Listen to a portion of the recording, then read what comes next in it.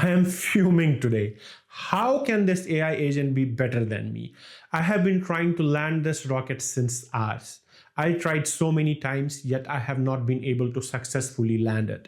I thought it's just me who's this bad. So I asked my friends to do it, and they also tried to land it hundreds of times but did not manage even a single successful landing. On the other hand, this reinforcement learning agent kept landing this rocket again and again and again. I am fuming. Why can't I do this? But then I thought again, okay, it's better than me, but I am the one who built it. So who's actually superior, huh? Anyway, this is what I will show you in this video. How you can build an agent that can learn to land this Lunar Lander module and be much better at it than humans. I'll first introduce you to the Lunar Lander environment from Gymnasium, then we'll set up the environment in Python, then we'll go through the reinforcement learning algorithm we will use to land this rocket. Finally, we'll code and train the algorithm to land the Lunar Lander and watch it land the rocket. As mentioned, this Lunar Lander environment is from Gymnasium, a fork of OpenAI's Gym library now maintained by Farama Foundation. Gymnasium provides many environments to train your RL agents, from classical control problems like Cartpole to Box 2D problems like Lunar Lander, which we'll solve in this video, to Atari games that RL agents can be trained on. Now, let's look at Lunar Lander. This environment is a classic rocket trajectory optimization problem. The objective of the environment is to land the module safely, upright, both legs touching the pad, efficiently using minimum fuel, accurately, staying close to the center of the landing zone. Points are rewarded for stability, accuracy, and gentle touchdown. Points are penalized for crashing, drifting too far, or wasting fuel. That's what we'll be accomplishing in this video. Build an agent that lands the rocket perfectly and earns maximum points. Setting up a Gymnasium environment in Python is simple. Before walking through the setup, let's install the necessary dependencies. Since we are using Lunar Lander from Box 2D, we need to install Swig first. It's a required dependency for Gymnasium's Box 2D environments. I have my VS Code window open here with a terminal. The first thing that I want to do now in my VS Code in terminal is to create an environment. As I will be using UV, I will do UV when, and then I will define the Python version. It's very easy to set up a virtual environment with a particular Python version with UV. That's why I'm using UV, but you can also use Conda or virtual or whatever you like. So I'll create this environment. So I will activate the environment by sourcing it, source when bin activate. Now I have my environment activated here. Now the first thing I will do is I will do UV pip install Swig. So I need to install Swig. I'll do this first, and then I will install Gymnasium Box 2D.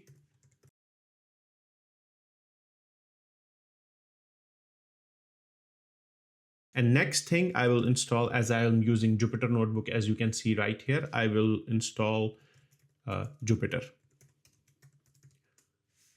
Now that I have installed Jupyter, I have installed Gymnasium, and I have installed Swig, I'll close this terminal. And now I'll select this environment right here as a kernel to my Jupyter Notebook here. Now, if I have done everything correctly, when I run this cell should run successfully, and we should have Gymnasium. So we want to use the Lunar Lander V3 from Gymnasium. So we'll use gym.make command and define Lunar Lander V3 and the render mode. I will show you in a minute what this render mode does. So when I run this cell, in this environment variable, now we have access to Gymnasium Lunar Lander V3. So we can interact with this environment. So I can reset this environment. Resetting is just starting like a fresh start of the episode. So here there is a different mode for us to visualize. So if I do render mode human, I run this cell again. And when I reset this environment, because we are in render mode human, you will see a Pygame window opening here. So I also have an older Pygame window here. So you will see a Pygame window opening right here. And this is the environment. will be interacting with. Currently, nothing is happening because we are not doing anything. If I run this next cell, which is the default code sample from Gymnasium Lunar Lander, if I run this, will be taking 1,000 random actions. If I run this cell, you will see that this rocket is trying to land or whatever. There we are taking random actions. Nothing is happening, but we are taking random actions. So this is how it looks. After the 1,000 actions are done here, this loop will stop. But let me quickly walk you through what's happening in this loop. This is very important. This is where all the magic is happening. This is where we interact with the environment. So the first thing you will see, we are selecting a random action here from the action space. We'll talk a little bit more about the action space soon.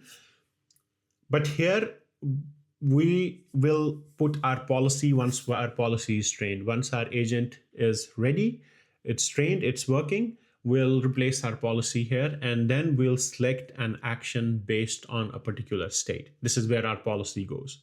And then a very important function, which is environment.step function. Whatever action we select, in this case, we have a random action, but we'll have an action that's coming from our policy. We will implement that action into the environment and we'll make a transition. And from that transition, we'll get the observation, which is the next state.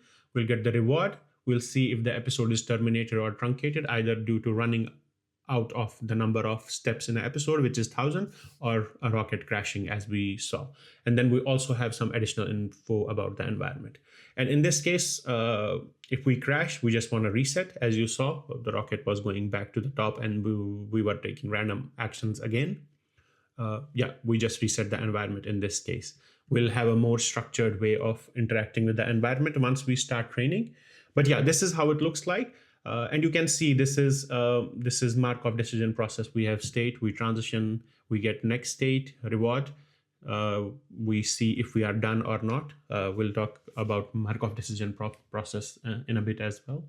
And then one additional thing that I want to show you is you can get what the environment provides, like the number of actions it has, the number of observations it has. You can get that information from this environment that we have loaded, which in this case is Lunar Lander V3. And you can do number of actions, which is environment.actionspace.n. Similarly, for observation, we need to check the length of the state. Now, when I run this, you will see the number of possible actions from this environment is 4. The number of state observations, which is the state vector, the dimensions are 8. You can see how the state looks like. We'll look at it in detail as well.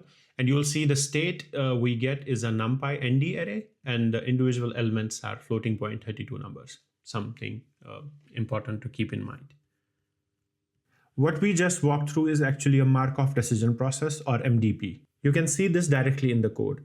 Every step follows the same transition tuple: observation, which is the current state, action, reward, and then observation, which is the next state or the resulting state, and done, via either termination or truncation. Let's examine each of these components in detail. Observation space. The observation space is an 8-dimensional vector that includes horizontal position of the lander and vertical position of the lander, both in meters. Horizontal and vertical velocity in meter per second. Angle of the lander, that is the vertical angle of the lander in radians. Angular velocity, radian per second. Then there are 2 booleans for each leg contact. Leg 1 contact is a boolean indicating whether the left leg is touching the ground, and leg 2 contact boolean indicates whether the right leg is touching the ground. Next, action space. The action space depends on whether you set the environment to discrete or continuous mode. Continuous mode uses continuous values for main engine and side thrusters. In this video, we are focused on discrete mode only. Discrete mode has 4 discrete actions: do nothing, fire left orientation engine, fire right orientation engine, fire the main engine for upward thrust. Next, let's talk about rewards. After each step, the environment grants a reward. The total episode reward is sum of all step rewards. At each step, reward increases when closer to the landing pad. It decreases when the lander is further away. Reward increases when moving slower. It decreases when lander is moving fast. Reward decreases if the lander is tilted away from horizontal. That is, the vertical angle is too much. Plus 10 points are rewarded for each leg in contact with the ground.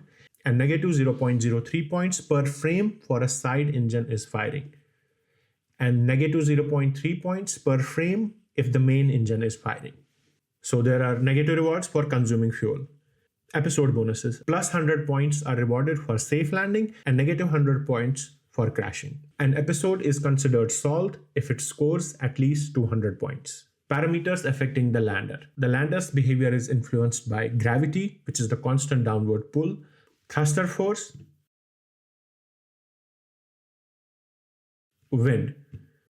Solving the environment. The environment is considered solved when an RL agent achieves an average score of 200 or more over 100 consecutive episodes. To summarize, the goal is to build an agent that lands Lunar Lander softly, upright, and centered, minimize thruster use, avoid unnecessary tilts, consistently achieve 200 plus points per episode.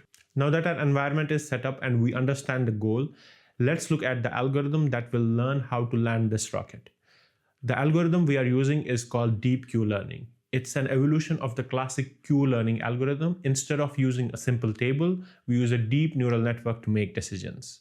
So what is Q-learning? I'll keep the explanation simple here, but if you want the full deep dive into Q-learning, we have a separate video that covers it in detail. In Q-learning, we estimate something called a Q value for every state action pair.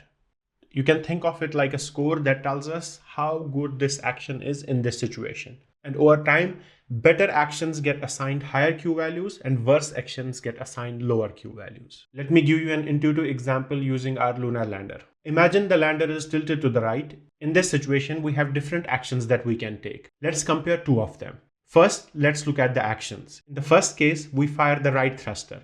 In the second case, we fire the left thruster. Now let's look at the results of each action. In scenario 1, where we fire the right thruster, this action corrects the tilt and brings the lander upright. It increases our chances of landing successfully. So the future reward is high, around plus 100 points. That means the Q value is high. Now in scenario 2, where we activated the left thruster, this makes the tilt worse. It increases the chances of crashing, so the future reward is low, which is negative 100 points.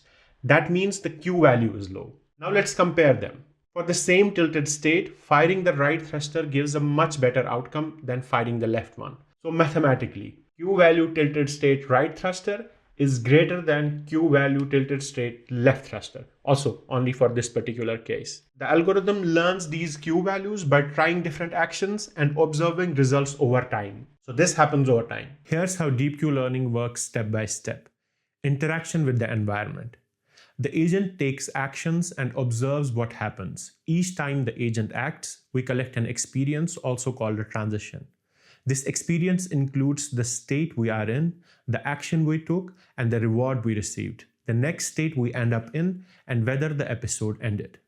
Next, update the neural network parameters. We feed these experiences into our deep Q network, and using gradient descent, we update the network's weights to minimize the difference between the predicted Q values and the target Q values. Next, improve Q value predictions. As we train, the network gets better at estimating Q values, scores that tell us how good each action is in each state. Better predictions mean the agent learns which state action pairs lead to higher rewards. Next, balancing exploration and exploitation. The agent uses Epsilon greedy strategy to balance trying new actions to discover better strategies and using what it has learned to maximize rewards. Early in training, we explore more, later we exploit more. We keep on repeating and improving. We repeat this cycle over many episodes. Each time, the agent collects more experiences, trains the network, and improves its policy. Over time, by interacting with the environment again and again, the network learns which actions lead to successful landings and which lead to crashes in what states. Now, deep Q learning adds some clever tricks on top of classical Q learning to make it work actually well.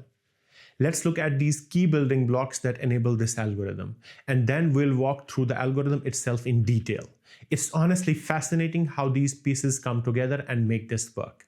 Now, building block 1. Which is the replay buffer. Think of replay buffer as a storage box where we keep all the experiences we collect from the environment. Each experience is a transition. Each experience is a transition, which is the state, the action, the reward, the next state, and whether the episode has ended. This storage has a fixed size. usually a capacity of 100,000 or even a million experiences. For Lunar Lander here, we'll use a buffer size of 100,000. As the training progresses, this buffer fills up. When it reaches capacity, the oldest experiences get kicked out, replaced by the new ones. For training, we sample randomly from this buffer. Instead of using experiences in order as they happen, we randomly pick a batch, say 256 experiences at a time. This random sampling breaks correlation between consecutive experiences, which helps the neural network learn more stable patterns. So why is this useful? The replay buffer makes training much more efficient because we can reuse data. We don't just use each experience once and throw it away. We can sample from it multiple times during the training. This is especially critical in robotics, where collecting data is expensive and time-consuming. There's another benefit. This makes the algorithm off policy.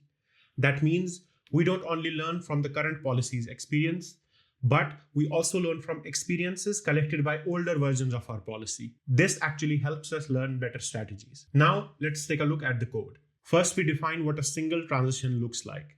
We use a data class to keep it clean and simple.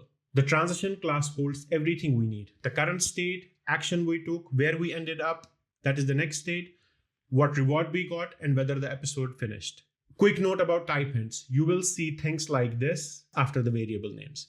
These are called type hints, and while they are technically optional, I highly recommend using them. They can save you a ton of time and help you avoid bugs and mistakes in your code. Your IDE will use these hints to catch errors before you even run the code, like warning you if you try to pass a string where you need a number. It's like having a safety net that catches problems early. Now let's build the replay buffer itself.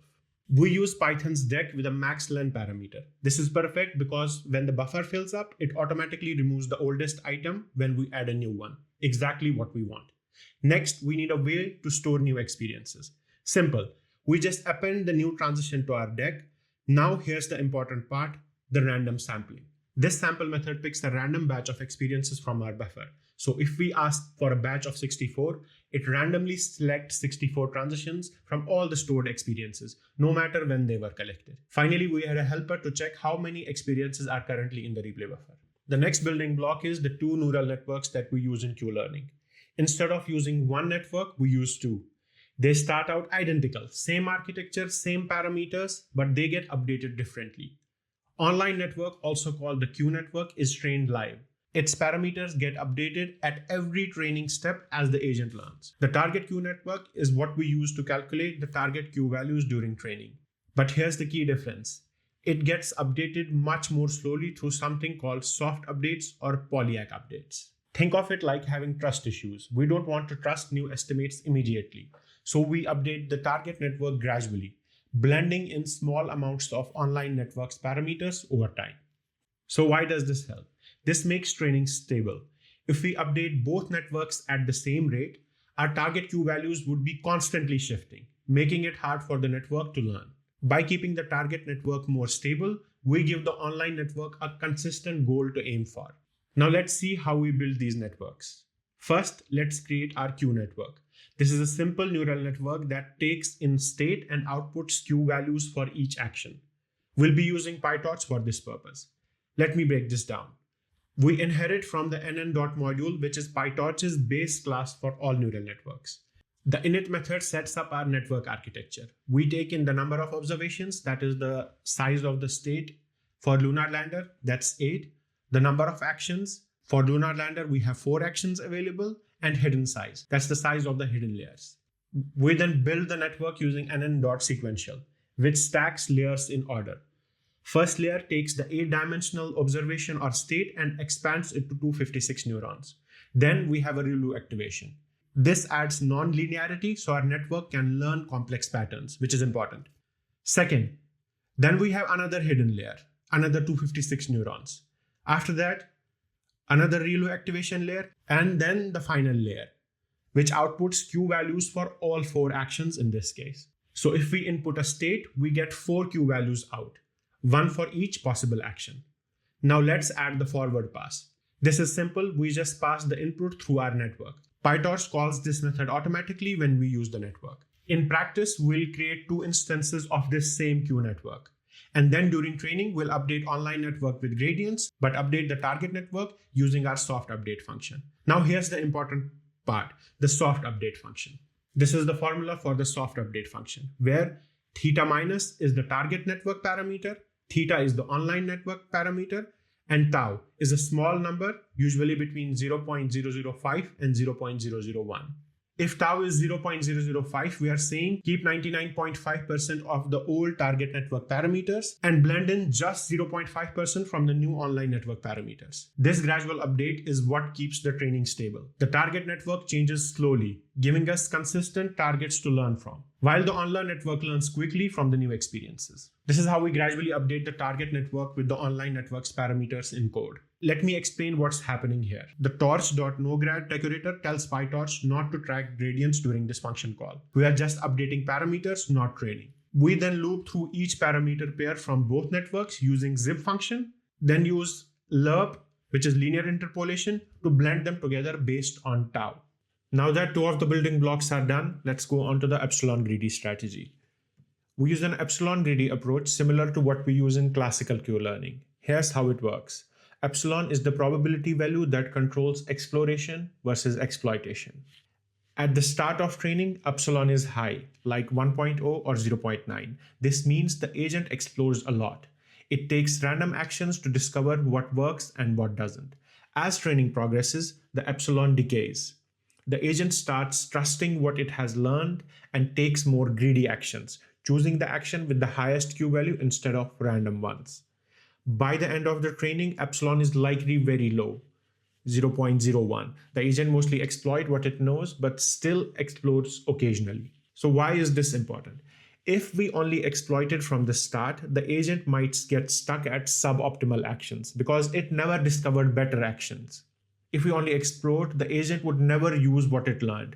The epsilon greedy strategy balances both, improving training overall by ensuring we explore enough to find good state action pairs while also using what we learned. This is how epsilon scheduler looks in code, and this is where we use it. Whenever we are selecting an action, if the epsilon is greater than a random number between 0 and 1, we take a random action from available actions. Otherwise, we use the online Q network to predict the best action.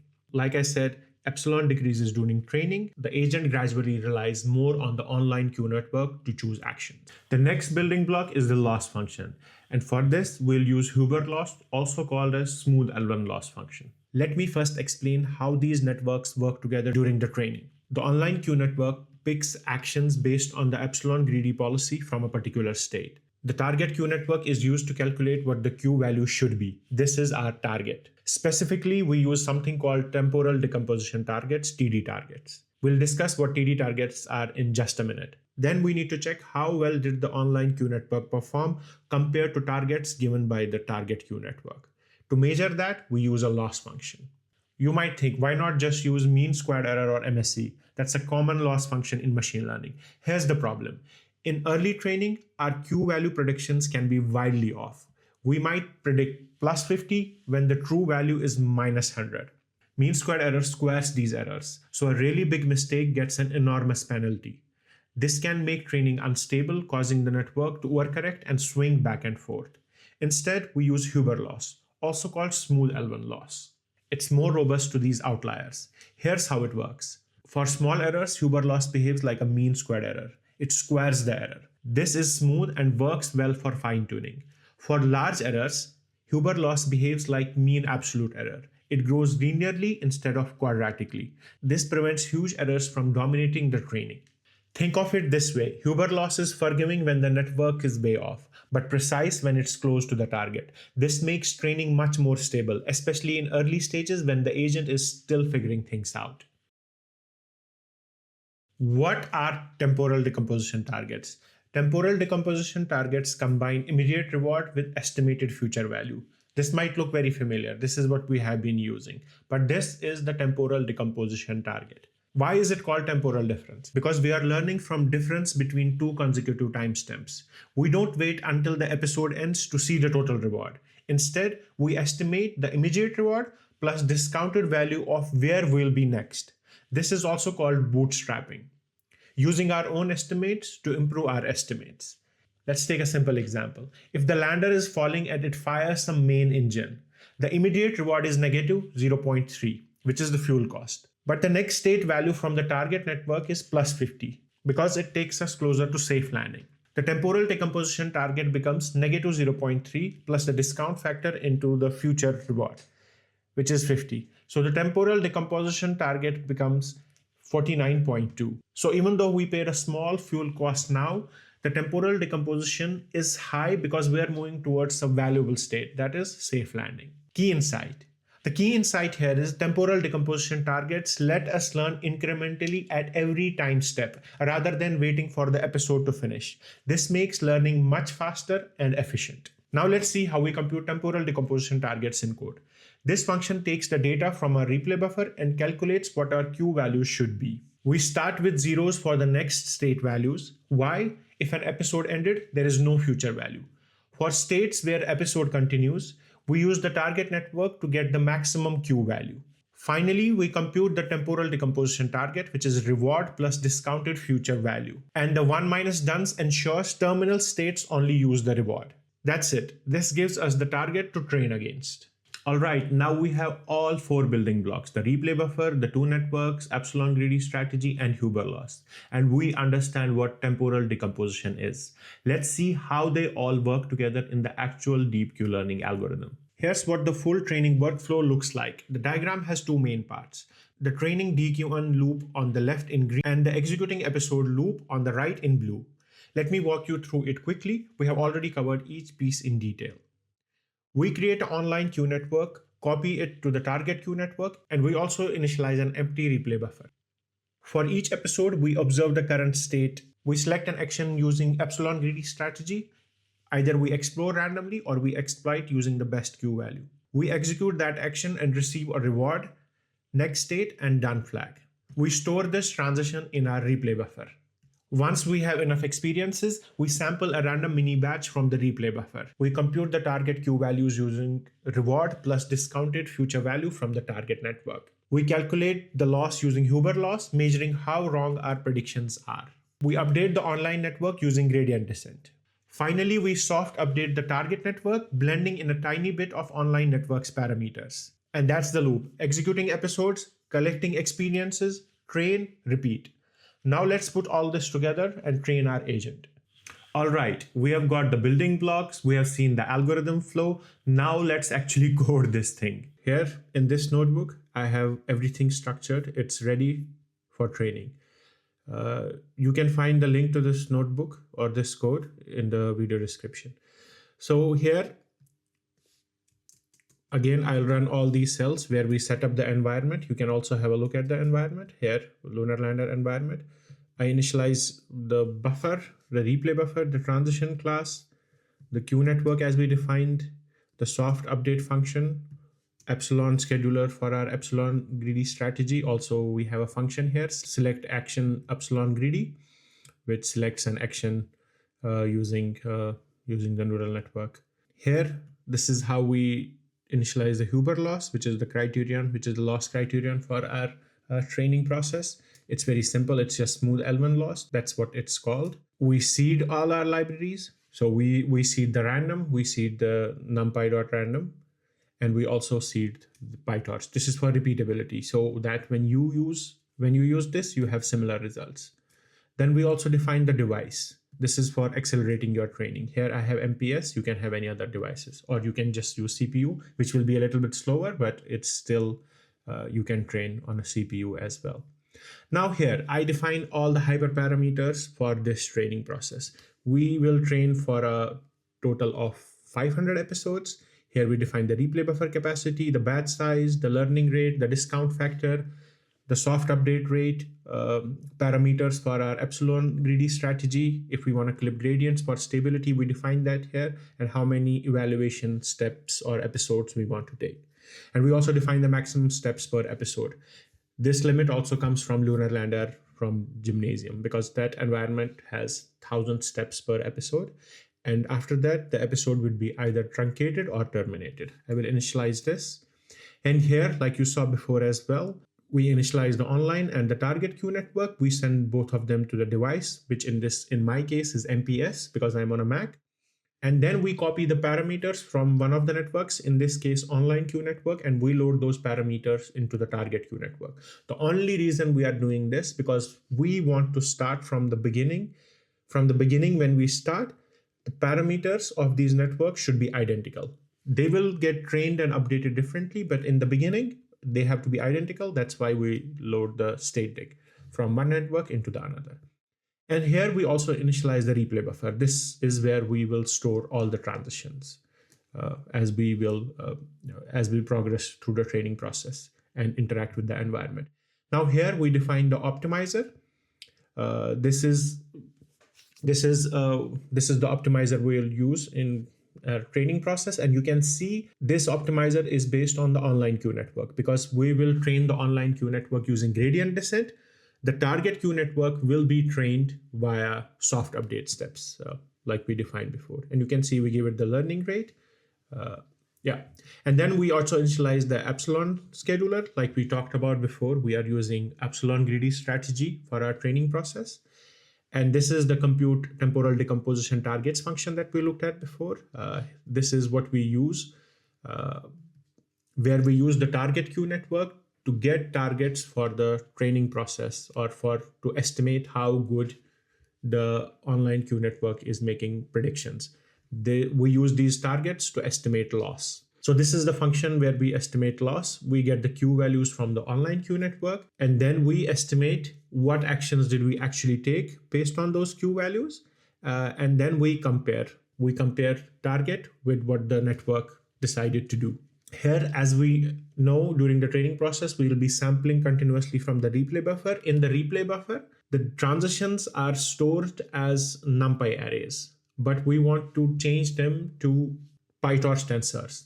And we want to use them separately in separate places. Like in some cases, we only need states. In some cases, we only need rewards. So we are separating them and creating separate tensors for each batch. So there will be a states tensor batch, there will be actions tensor batch, there will be rewards tensor batch, and there will be done's tensor batch. There will also be a non-final mask because there will be some states where there will be no next state. So we need to, we get that information right here. And we return from this function called sample replay buffer for training, because this is what we need for training. We need state tensors, action tensors, reward tensors, non-final next state tensors, and non-final mask and done tensors. This is what we need. And now next is the optimized DQN step function.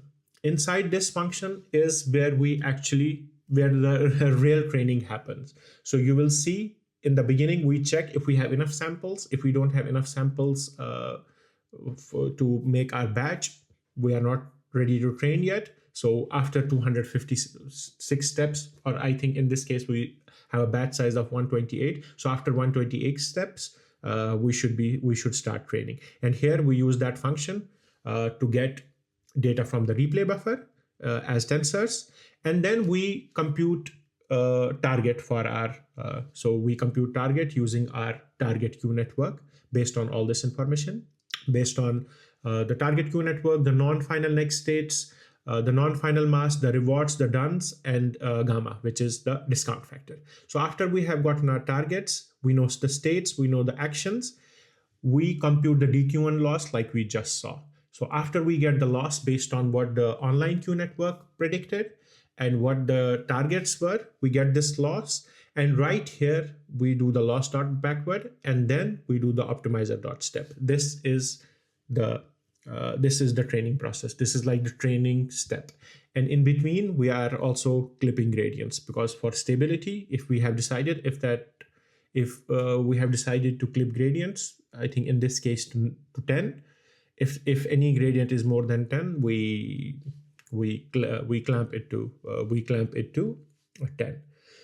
And after we train the online queue network, we also update the parameters of the target queue network. That's what's happening here. And then this function just returns a loss of this particular training step. You will see now how this actually works. So now we are inside the train DQN function.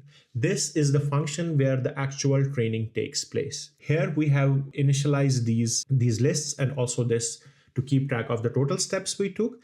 And in here, inside this main training loop, we iterate over the episodes. So in this case, we have decided to go over 500 episodes. And here, we using this for loop, we iterate, or we have 500 episodes, or we give our agents 500 attempts of landing the rocket. And as soon as the episode begins, we reset the state of the environment so that this is a new start, this is a fresh start, and the rocket will start from the top of the frame. Okay, and then we also want to keep track of the episode reward, because this is really important. This is what we are trying to achieve, maximum reward. And now, for each step in the episode, like we want to take steps in episode, like what is a step, performing an action and seeing what happened. Okay, and here we define the maximum steps per episode. For Lunar Lander, the maximum steps per episode is 1,000, so we are limiting that here, although we can do it differently as well, because the environment will tell us when we take a step if it is terminated or truncated. It could also be a while loop here. It doesn't matter. Now, the first thing that we do is, as we are using Epsilon greedy strategy, we just take step for the Epsilon scheduler. And this Epsilon, as the training progresses, will go small and small, and we will start exploiting more and exploring less. In the beginning, it will be a lot of exploration. And then based on this Epsilon, we select an action based on the Epsilon greedy strategy that we have defined. And we take the online queue network, the state actions, and we get the number of actions, and we get an action. After we get an action based on our Epsilon greedy strategy that we defined, we take that action in the environment, and a transition happens, and we go to the next state. We get a reward to go to the next state, and we check if the episode is terminated or truncated. In this case, we want to see if we are done with the episode or not. And we also store this transition that we just took. We create a transition. As we defined, and we push this transition onto the replay buffer so that this experience can be reused later. And this is the optimized DQN step that we just took. This is where the training takes place. This is where we check, okay, we estimate the target, we check what the online queue network did, we do the gradient descent, and we update the parameters of the target queue network via the soft update.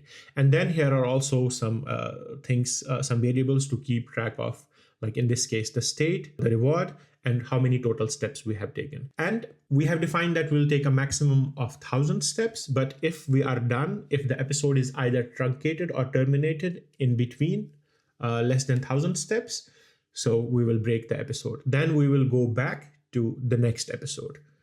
We will do this process until 500 episodes have ended. And similarly, at the end of episode, we append this to episode reward, and we also want to see how many length or how many time steps in each episode took place. This is very important for metrics to keep track of training or to understand how the training progressed. And here we also log every 50 episodes. What's happening, like what's the average reward, how many episodes were in the last episode, how many steps were in the last episode, what's the average of the last 25 episodes, and what's the reward for the latest episode that we have. And after the training is done, after we have done our 500 loops, we'll close the environment and we return the online queue network, which is what we have been training directly. We return the episode rewards, and we return the episode lengths. This is to generate the metrics. So when I run this cell, apparently I haven't run all the cells. Let me go back, run all the cells. So I initialize this, I initialize the networks, I initialize the optimizer, Epsilon scheduler, temporal decomposition targets, the DQN loss, sample replay buffer for training, optimized DQN step where the training takes place, DQN with train DQN function where all the training is orchestrated. And we also have this evaluate policy function. What this does is this just checks based on the target queue network how well we have performed. You will see it in action. This just checks, this just runs 5 episodes. I think in this case, this runs, we have selected eval episodes to be 5. This runs 5 episodes and tells us how much reward did we achieve, or how much reward did we get over those 5 evaluation episodes. And now let's begin the training. This will take some time. You will see the length of the first episode is 76 and the reward is minus 109.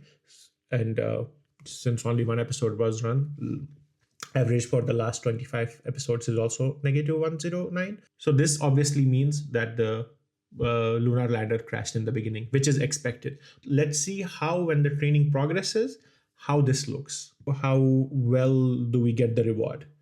It would be really interesting. I'll wait now. After this training is done, we'll have a look at the plots and see, also evaluate the policy. So the training is complete now. It took around 21 minutes on my machine to train 500 episodes of Lunar Lander. Let's now have a look at the results. So you can see at the beginning, the reward was quite negative. It was minus 109.8. After 50 episodes, it's still negative, but it's not it's not as negative. And it keeps on improving. You can see towards the end, we have a very high reward of 309, but you can see the average reward over 25 episodes is also quite increasing. So after episode 150, it's 169, and after episode 200, we are already at around 250. That is the average reward over 25 episodes. But now let's see how it performs on the evaluation. When we evaluate the policy for 5 episodes, you will see that for the 5 episodes, we have a average reward of around 270, which is quite high, which is really high actually. So I'm happy about that. Now let's have a look at this plot, see how the reward increases and what happens with the episode duration. So you can see right here, as the training goes on, after 500 episodes, we have not yet reached a reward of plus 200 for the average of 25 episodes, but the reward is now starting to be in about 200 in certain episodes. And you can see after episode 170 or 180 right here, you will see that the average reward over the past 25 episodes is about 200 now, which is quite nice, which is what we want. We want consistently a reward of 200 or above. But one very interesting thing, as the reward increases and goes beyond 200 and then settles at around 200, you will see something different with the episode duration. So in the beginning, you will see that the episode length increases quite a bit, and in a lot of cases, the episode length is 200. So you can see across, here, across multiple consecutive episodes, we have 1,000 steps, but we don't have very high reward. So what this means is that the agent was trying to not crash the lander, because as you know, crashing the lander has a huge penalty of minus 100. And that's what this agent is trying to avoid. So it's just hovering the rocket at one point.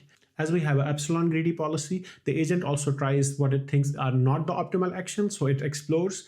So it might land and then it sees a very huge reward after landing as well, which is a positive reward. So it tries to land the rocket as well. So you will see after episode 70 or 80, you will see the episode duration coming down.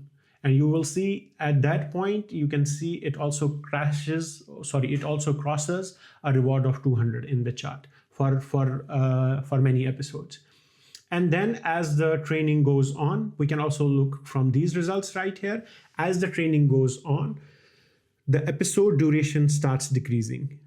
And then after 250, the episode duration is quite low. So within 381 steps in this one, the agent has landed the rocket. It goes down to 260. And at episode 450, you will see that the episode duration is 201 steps, which is quite low. That means it's, and the reward is quite high, which is really good. So you will see that the agent learns to not crash. So we have a lot of high episode length episodes, so where it goes to maximum 1,000, and then as it learns to land the rocket, the reward improves, and then the next step it takes is to optimize to land the rocket as soon as possible. You can see the gradual learning that the rocket does. First it tries to not crash, then it tries to land, and then it tries to land optimally, which is the progression that I would expect, and which is a good progression, I would say. Now the ultimate goal was for us to see this agent land the rocket. Now let's do that. So we when I run this function, we save the model. We save the both as a PyTorch model and the ONNX model. I will use the ONNX model. You will see this right here. I will copy the path of this ONNX model that was saved. And as a part of the project, you also have this Lunar Lander in Lunar Lander in Action ONNX script. I will paste the path of the model here. And then what I will do, I will run this. I will run this script. So I'll first activate the environment. So I will source the environment. And then I will run this script after I gave it the model. So why I prefer using ONNX here over PyTorch model is because for PyTorch, we would need the code, the model architecture in PyTorch. And with ONNX, we don't need that. We can just load the model. It's much more simpler to use ONNX model in inference or during inference. So I will copy this path. And when I run this, you will see a window open. And you will see the agent trying to land the rocket. Let's see how the agent does.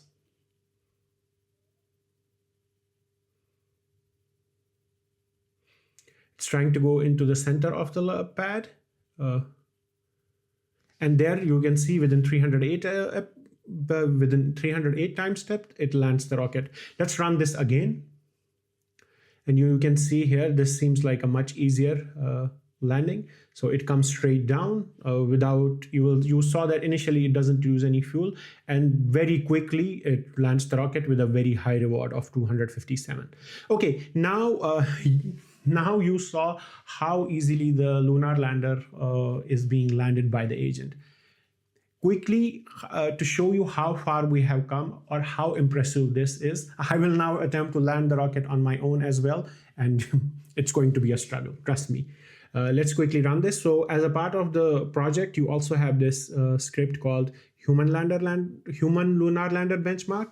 And when I run this script, it asked me how many episodes I would like to try. So I would try 5. It will open this Pygame window, and no, I didn't land the rocket, I'm sure. Let's see if I can do this. Whoa. This is my best attempt so far. I'm not sure if I landed. Okay. No, very bad. Please don't embarrass me. Please don't embarrass me. Okay, yeah, that was embarrassing. Let's see. Okay, so I did not do great at all. My maximum reward was -7.26, which is one of my better rewards. Honestly, it's embarrassing as compared to the agent, but it's the best I have done. And my worst reward is -343. Average steps per episode is also around 150. That means I am crashing quite quickly because I didn't even manage a single successful landing. Wow, that was a lot, but you made it. Congratulations. You just trained a reinforcement learning agent to land a rocket. How cool is that? You built something that's genuinely better than humans at this task. That's amazing. Now, I'll be honest, this agent isn't perfect. And that's actually exciting because it means you have room to experiment and improve it. Here's what I want you to try. Play with the hyperparameters. Change the discount factor gamma. Try a learning rate scheduler. Adjust the batch size. Adjust Epsilon greedy strategy parameters. See what happens. Break things. Fix them. That's how you really learn this stuff. The concepts you learned in this video are the fundamentals. They don't just apply to DQN. They are used in modern RL algorithms that are being deployed in robotics right now. Real robots, real problems. That's the goal of this channel, to take you from these fundamentals to solving actual robotics problems with reinforcement learning. And trust me, there's so much more coming. If you have any questions or got stuck anywhere, drop a comment below. I read all of them and I'll help you out. If you enjoyed this and want to see more robotics and RL content, hit that like button and subscribe. I've got a ton of videos planned. All right, see you in the next one.